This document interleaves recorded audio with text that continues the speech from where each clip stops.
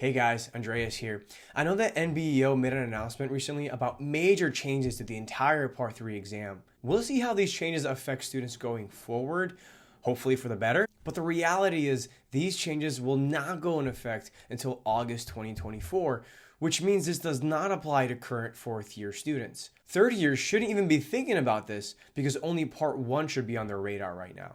But if you're a fourth year student watching this, the Part 3 exam has not changed as of 2023, which means the current resources out there still apply. There are YouTube videos on Part 3, such as my videos and Khan's videos, and also KMK launched their Part 3 course in July, which I took a look at and it's very impressive. Dr. Jordan Keith made videos for each station, 1 through 4, which reviews them in a ton of detail and also includes videos on logistics, flights, planning the night before, all that stuff. And if you bought KMK Part 2's Ultra or Signature course, the Part 3 course is free. Or if you didn't buy Part 2, you could always buy it separately. Lastly, me and Khanh recently did a 20-minute podcast on our personal experience with Part 3, which we're going to share as well. Are you ready? My name is Andreas, and in this podcast, we have fellow KMK teammate and YouTube star, Dr. Khanh Tan with us. How are you doing today, Khanh? I am good. I just woke up 20 minutes ago, just like you, rolled out of bed. No, we're really excited to have you here and talk about Part 3, which is always, we always get questions about Part 3 a lot because it's such a different experience than Part 1 and Part 2. So, yeah. So, Khanh, what was your experience like taking Part 3? Yeah, so, it's weird because Part 3 was the one I walked in the most confident, right? I walked in, I was like, oh, easy, skills, I've done this, easy peasy. But it was the one that I felt leaving the worst in. It was just crazy. So the test day itself, right? The good thing about the testing center and everything was that the staff was really nice and it made the experience really less nerve-wracking, right? We lined outside the testing center room and then we signed the paper one by one. Went in, got seated, we were called up one by one to, had to hand in the forms, and we got our portraits taken. So all of these things were just really nerve-wracking, right? And we were in a new city, and we were in a new town, and a new environment. So I hated that portion. But the test, everyone was really nice. I'm not sure about your experience, but I had really good patience. So for the majority of the time, it went really smooth. But yeah. I get how it's, because it's like you're flying to another place, it's like an event. So when you get there, it's like, oh my God, there's so much pressure. But then I felt like the first 5 minutes, I was kind of a little overwhelmed. But the one thing that was nice about what they did is they kind of let you play with all the equipment for the first 20 minutes. And they kind of let you kind of play in the station and with everybody else who's taking the test that day. So it's kind of like you're kind of on the same boat. And you're like, all right, well, it really is the same stuff. And then after you go in, you just do your performance that you've been practicing for past few weeks. So it's the same thing. Literally. So, and speaking of the testing room, honestly, that was the most important part in my opinion. And I truly recommend touching and feeling every single thing, right? Especially like the remote controls. It was a different one than I've always ever used. The remote control was the big one, and maneuvering the slit lamp and making sure you find the knobs and everything, because while you're in station 2, it's kind of really nerve-wracking and you're like on the go. So just knowing where everything is beforehand is always good. Do you remember anything else that they need to touch and feel around with? Yeah. I mean, do you guys have that same slit lamp that they use in clinic? No, because our clinic had different type of slit lamps all the time. Yeah, exactly. So it was kind of we were exposed to different ones, and so touching it and making sure that it's good is always really beneficial before you go in. Turning on that blood pressure cuff, right? Oh my God! And I'm not sure about you, that BIO position really messed me up. So it was a good thing that I touched that as well.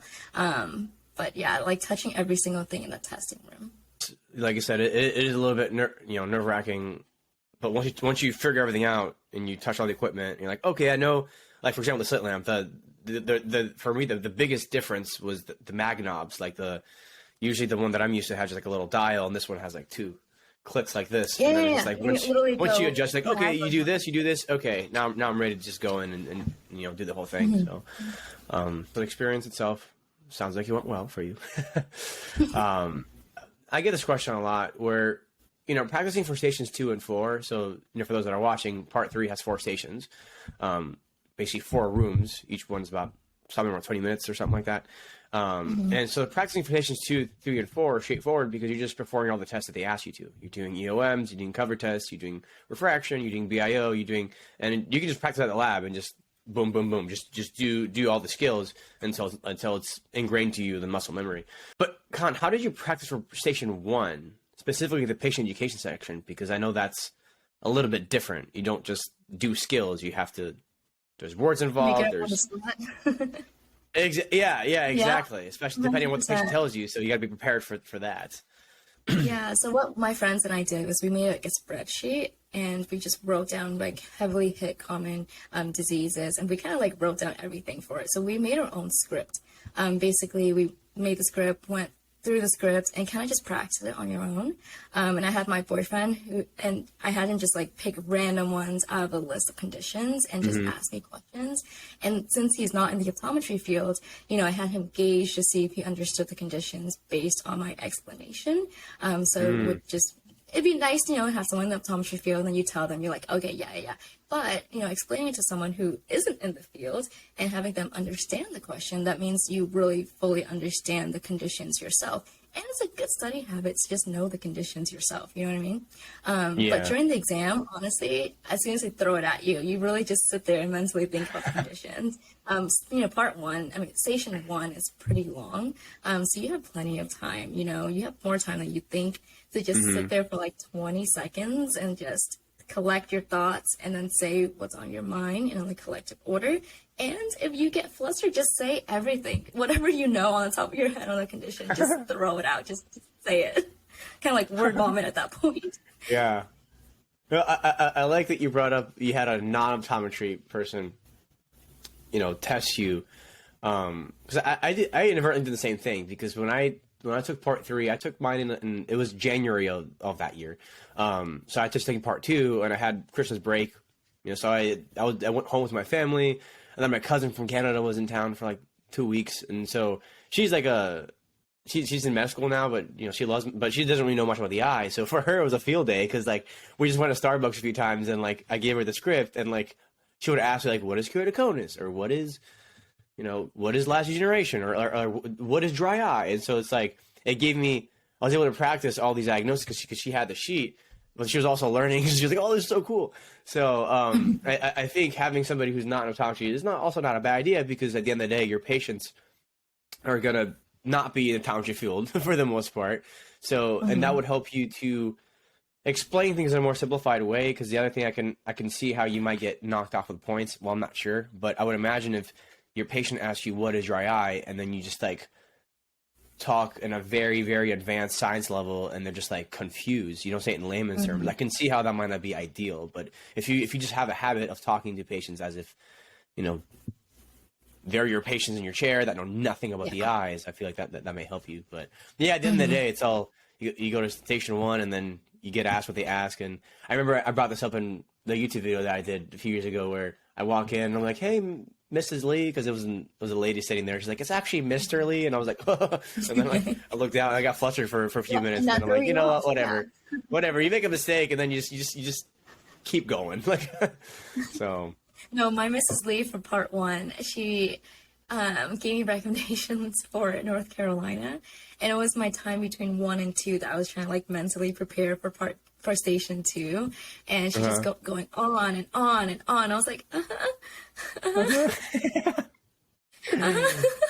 Oh man. Yeah, no, I had great patience.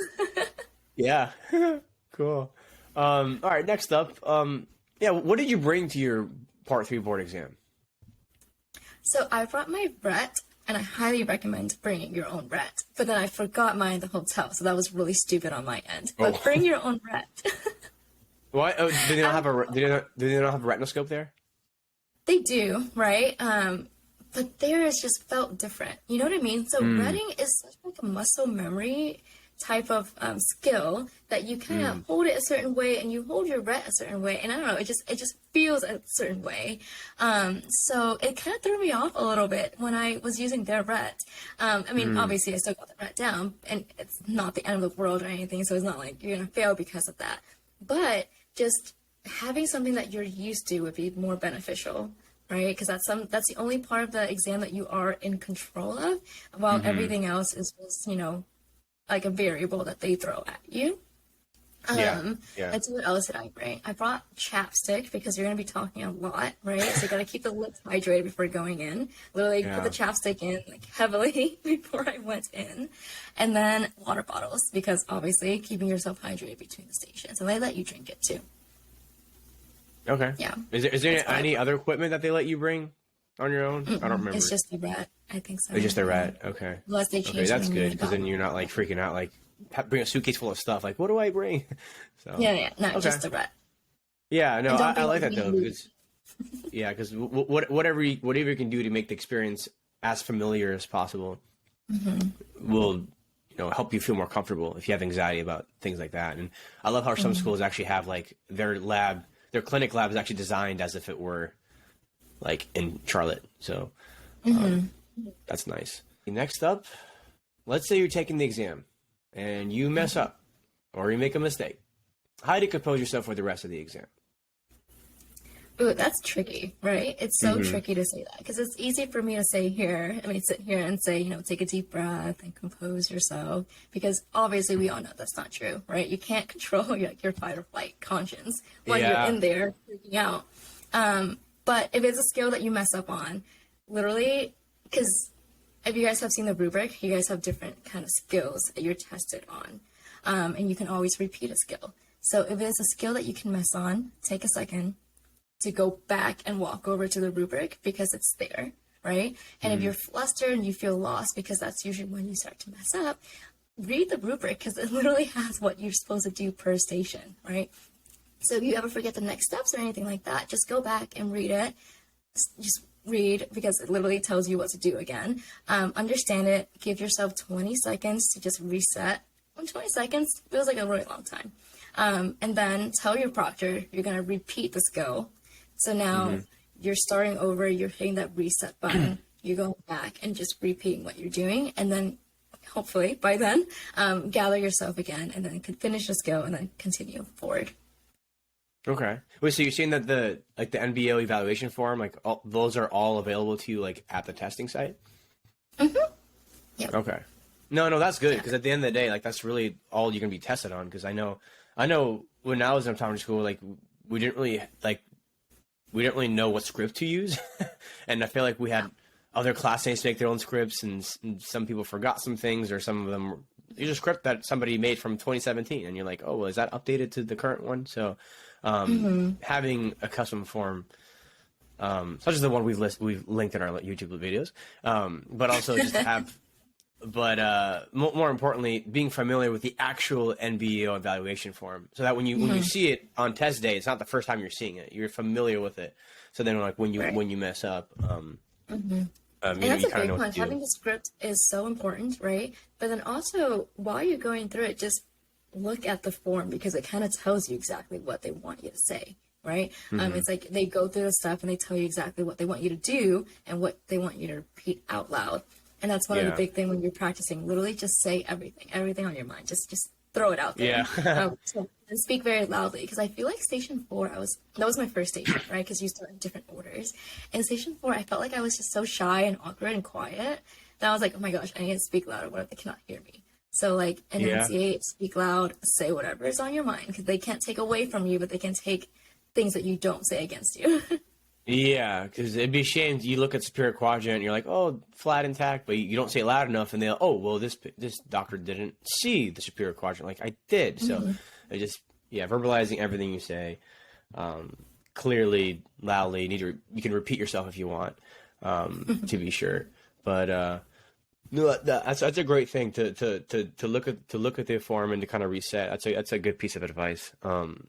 The other thing I just thought of would be just to kind of come in expecting to mess up, because I feel like if you're having the expectation that you're gonna go in and do perfect in every single bullet point um, is kind of stressful. So, and I feel like when we're practicing in the lab, we do mess up a few times here and there, but that doesn't give us anxiety, because at the end of the day, if you're doing the whole thing well, you're good. But then you go down and actually test day and you mess up one of the 20 bullet points, you're like, oh my God, you're like going in panic mode. It's like, what, are they going to see that? And so it just kind of like, if you make a mistake, take it on the chin and just like keep going. And then if you feel overwhelmed, reset, like you just said, and look at that form. So it's always like awesome. The smallest mistake that you make that you're going to remember for like the entire trip. Yeah.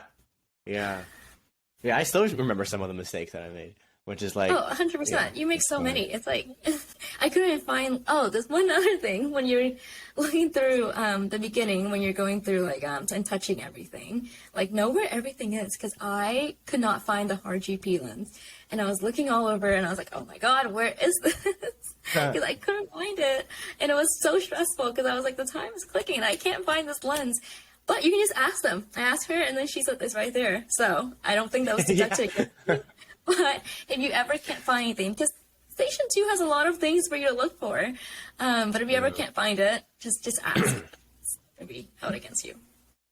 Yeah, no, for sure. And I will say, Station 2 was probably the most time-consuming section of all of them. So that's really the one to, if you're not sure where things are, like that's the one to ask. I felt like I remember taking out the RGP, going like this, and then as soon as RGP came out and I grabbed it, the proctor was like, time! And I'm like, oh my God. So, yeah. I could not take out the RGP on my patient because his lids were so, like, laxed. It's like, I could not get it out. And she was like, last try. And I was like, oh my God, please come out. Please come out. And it finally came out on the last try. And I was like, I've never had this issue before, but I literally could not get that GP lens out. So you get 3 tries, right? So don't be too panicky after the first try. Yeah. Yeah, exactly. Yeah, or if like your punctal plug like falls out or something like that, it's just like not the end of the world. If you get docked for one skill, that's okay. Or if they have more plugs, they let you put more. I'm not sure if they do. I don't know, but I got to repeat that skill because I think the plugs they gave us were too big for my patient's punctum. So both me and everyone in my station couldn't get it in. So I walked out and I was like, oh man. And then I wrote that on my complaints, right? So like at the end of it, any complaints that you have, just put everything out there. I put like 5 things I complained about, and one of them got through the punctum plugs. And so, actually no, 2 of us, because there's 4 of us that go into that same person, but it was in different punctums. So the 2 of us with the left side were able to repeat it because they evaluated it and they thought, hey, like this didn't fit. Yeah, no, that's good that you mentioned that too. It's like come in with the expectation that something actually might go wrong that's not under your control, that could be on their end, like punctum too big. Or I know in my case, the BIO was not bright at all. And so I kept telling them like, hey, make it brighter. And they eventually did. But yeah, and then like you said, at the end of the exam, if you feel like something was wrong or something you want to comment on, if you're like, hey, I had an issue with this, go full Karen if you have to. Go on the computer and just kind of like say, I didn't like this. I wrote like a paragraph. Like, yeah. Like, if there's ever a time where... just like, so. Yeah. If there's a time to be a Karen, it is now. Yeah. This question is a very important one, Khanh. After you take part 3 of boards, what are some fun things to do right after the test? We went to get food. We're going to get a lot of food. So there's sushi. I mean, downtown Charlotte's pretty nice. We got sushi, we got sweets, and then we went to a bar after. I cannot remember the name of the bar, saved my life, but there are so many there. And I don't know, it was a nice atmosphere downtown. I mean, if you're a sports fan, you can go to a sport game. But yeah, we didn't really do that much. We just hung around downtown and we ate a lot. And then we kind of explored like the little city area. What about you? Did you do anything fun? Yeah, I think I just got food. For me, like I happened to be my VA rotation was in South Carolina, so it was literally like 45 minutes away. So I think just like drove there, and like I'd been to Charlotte a few times because like I had a classmate that was like nearby as well. So it wasn't like, for me, it was just like, I'm just going to take the test and leave. But I do remember like getting like a nice brunch right after. So I don't remember the place, but it was really good. So, but I'm sure Charlotte, We got brunch in the center. Like this testing Mm-hmm. center has like brunch areas. I mean, I really love the downtown vibe, so that was nice. But we didn't stay very long after that. Mm-hmm. Yeah, because I took part 3 and Florida law and injections all in the same day. So after that was pretty beat. So, yeah. Yeah, and I actually had my residency interview the day after. Oh my So God. did my exam, came back, ate, slept, woke up at like 8 o'clock in the morning to do the exam, or to do the interview. So Do the interview, that was fun. yeah. All right, fantastic. Well, I think that wraps up this, this interview. This podcast is not too long because at the end of the day, for part 3, it's not like you're, studying a 1,000-page book. You just practice some skills, doing what you've been doing in the office, in the clinic, and just doing it in front of somebody. That's all there is to it. So you just practice, make a muscle memory, be familiar with some of the patient education, some of the diagnoses, be prepared for, because I know like station 4, station 2, they might ask you a question about things like, station 4, they're going to ask you like, tell me about blank, and it could be cotton wool spot, or it could be lattice, and then you got to kind of talk about it.